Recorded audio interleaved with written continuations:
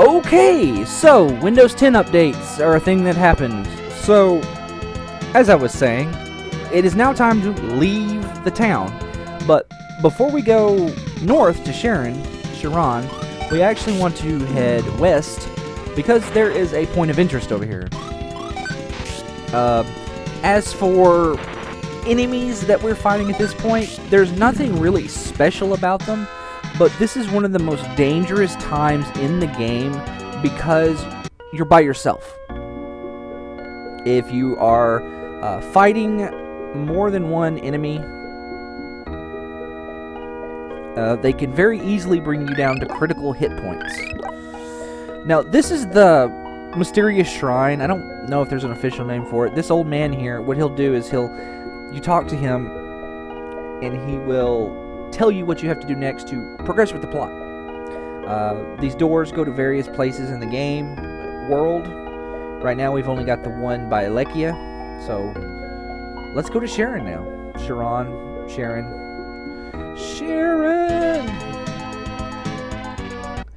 If you get below 15 hit points, heal yourself back up. Because if you run into two enemies here, they can very easily murder you. I think one of the reasons that makes this so hard is that you can't concentrate your attacks. Targeting within a group is random.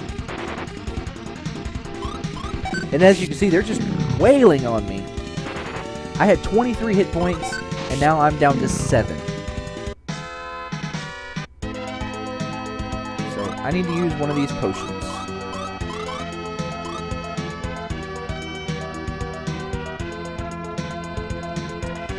And since I did not get into a random battle, I'm going to go in here and just reset the counter here.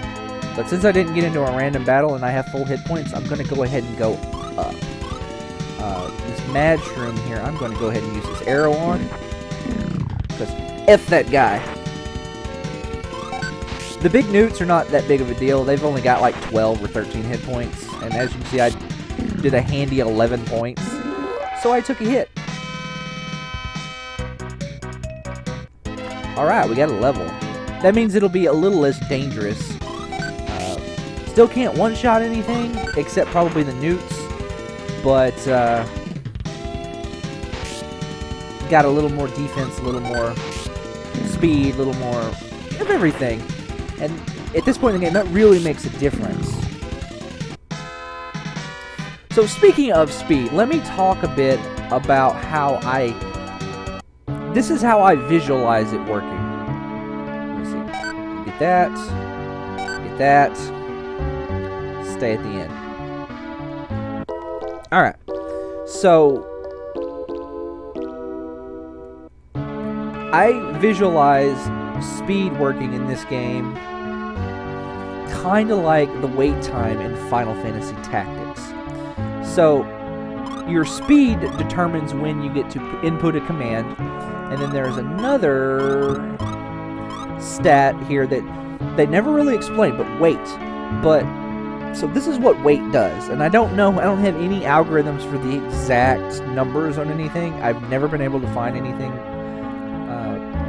Except people say that agility determines when you can choose an action. Wait determines how long it takes. It modifies how long it takes for an action to be completed. So there's typically you input a command, and so you say attack, and then there's a lag time before the attack is executed, and wait modifies that. I think that some of I think the spells might have different, cast times as well. Like I said, this is all conjecture on my part. So, there's a cave up there in the top right corner. You can see it. I can see it. I'm not going to that. We're going to wait. The reason is we want to get to this cave as very quickly as possible. This place is fairly dangerous. Hopefully we won't get into too many battles. Oh good, just a single spider. These guys are why this cave is so dangerous. You can meet up with groups of 4 of these guys, and If you're by yourself, that's bad. These guys can poison you. Poison's not too dangerous. It doesn't do anything in battle. I think I have an antidote. Yes. So it just causes damage when you walk around outside of battle.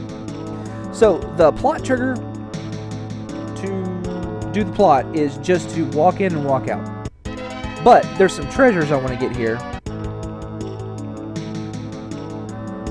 So let's grab them. And we'll talk to the NPCs here. Go quickly and return to Alekia.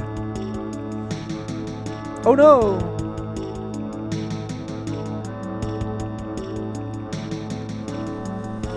Oh. Alright. I don't think there's any items outside the castle. Yep, so you go back and inform the king right now. We don't want to do that just yet. We want to go in here and get some of these items, because there's some useful stuff in here.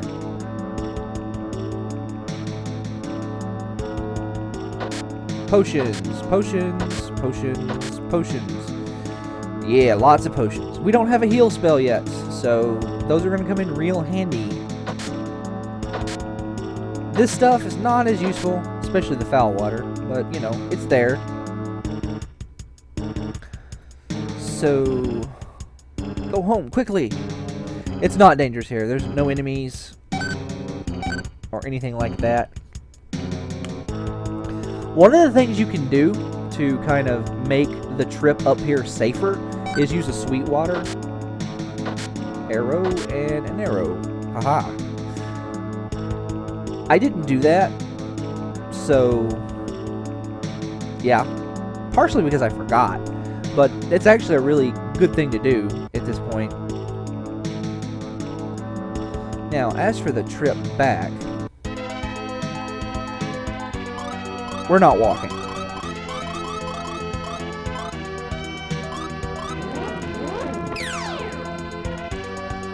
We're using a swing wing. For the same reasons that I've talked about before.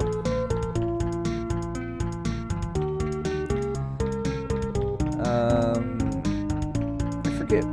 Let's go talk to the king and stuff first.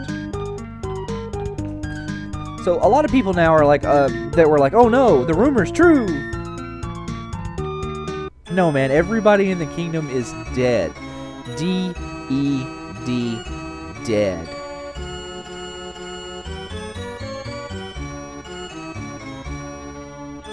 I'll send a detail immediately. This is bureaucracy at work right here. We'll hold a meeting, and then everyone will agree on to go, and then we'll go. But they're not here. They'll be back next week sometime, so that's when we'll have the meeting. Like, I work on a government facility, and that's very true to life. That actually hits way too close to home for me.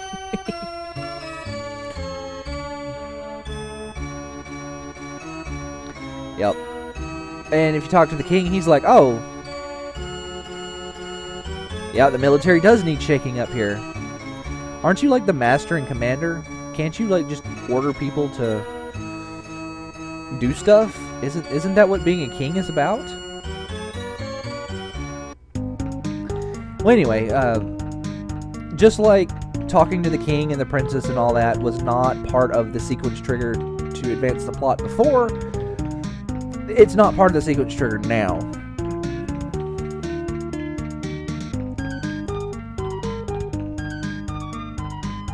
Sure. I don't know if I need to actually stay, but whatever. It's fine. The sequence trigger is talking to Lufia.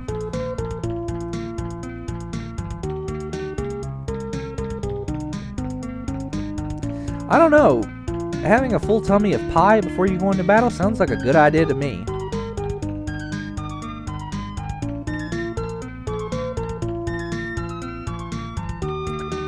Like, one of the things I really like about Lufia is, yeah, that was kind of a childish hissy fit that she just threw. But the thing is that if they immediately do something to kind of make you realize that it's not as childish as you thought it was. You know, she's not angry because of the pie. You know, whereas if this were like some like modern day manga or anime, she really would be angry because of the pie. She's mad because he went off without backup into unknown danger.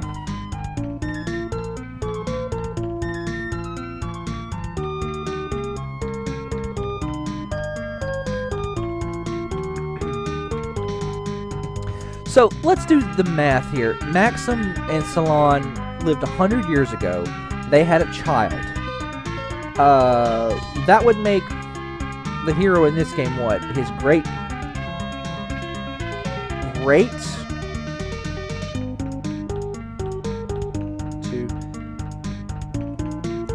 So, like, Maxim and Salon's child would have to have either been his grandfather or his great-grandfather, depending on how, like, long people live in this world.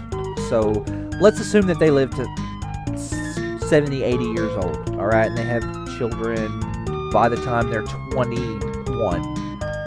So, 20 years later, they would have had, their Maxim's son would have been 21-ish. And let's say he had a child then. 20, 40, 60, 80. Well, I don't know. It might be 5 generations off. It might be, like, assuming they, like, by JRPG logic, everybody's, like, super young, so.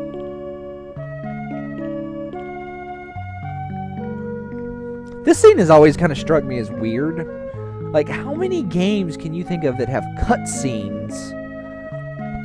Like 16-bit games, like not games where they go into like full FMV mode on the, you know, and something happens. But I'm talking like they have a cutscene and people have a conversation, a big plot relevant conversation, just standing on the world map.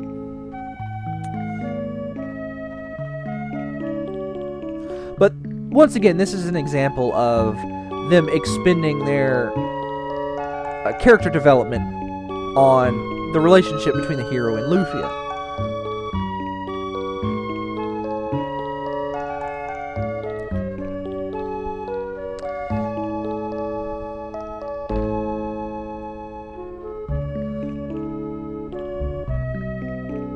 Fine, come do as you like.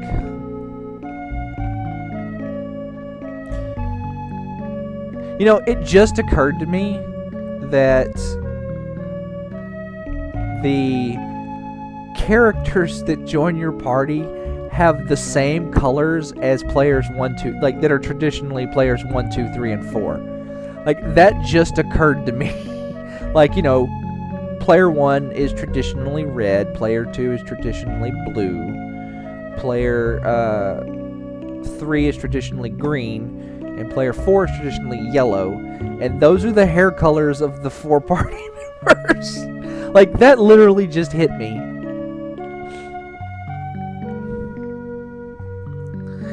Once again, a thought completely unrelated to what is happening on the screen. This is a very sappy scene. I love it. I love it. This was high art for me when I was in 5th grade, man. I had never seen anything about this. It's kind of funny, you're going to laugh, but like the 2 things that I associated with the summer of my 5th grade year are this game and Sailor Moon. And the reason I say Sailor Moon is because I would play this game all day and then stay up all night to on USA, the USA Network. Like, we had just, like I said, we moved a bunch and we moved into an apartment. And when we moved into the apartment, somebody had got under the house, spliced their neighbor's cable. So we had cable drops, like, but no box. So like you plug it up into the back of the TV, and we had like a whole bunch of cable channels.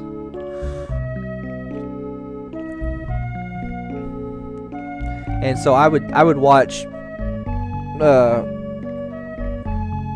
Sailor Moon at night. And the reason I really like Sailor Moon, and one of the reasons I really like Sailor Moon is because it reminded me of another show that I used to stay up late to watch, and that was Speed Racer. I didn't know it was anime at the time, okay? I just remember staying up late to watch Speed Racer, and later I stayed up to watch Sailor Moon. Promise me that you'll never leave me.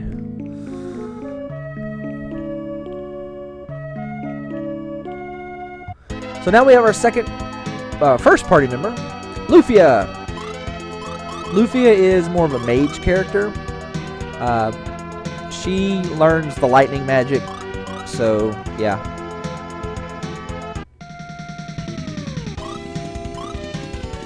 You pretty much want, at this point in the game, Flash costs 2 NP, so she can cast it 9 times.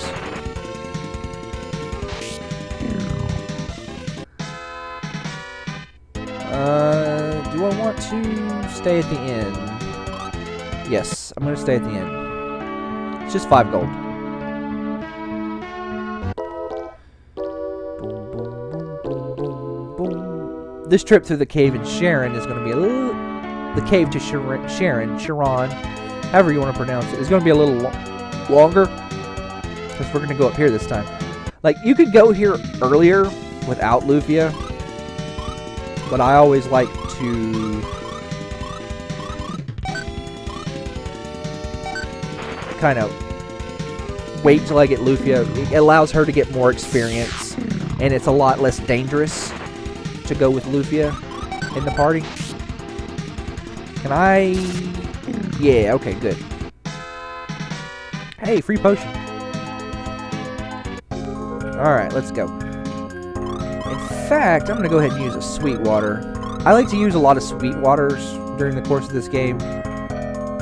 Like, the thing is I don't find myself to be terribly under-leveled by doing that. But the main reason we want to come here is for that 200 gold. Man, that's a lot of money at this point.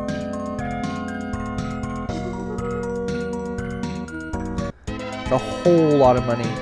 Yeah, look at the encounter rate with the sweet water on compared to not having the sweet water. It's a huge difference. If you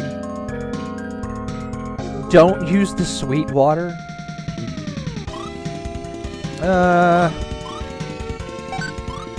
let's go ahead and do that. I'm going ahead and I'm using the arrows, because if I don't use the arrows, they become useless, like, immediately after this dungeon.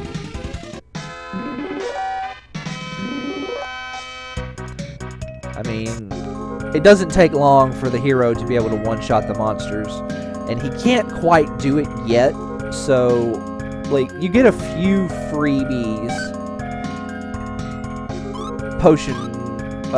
arrow-wise, so I like to kind of use them up in this cave before he can start one-shotting stuff.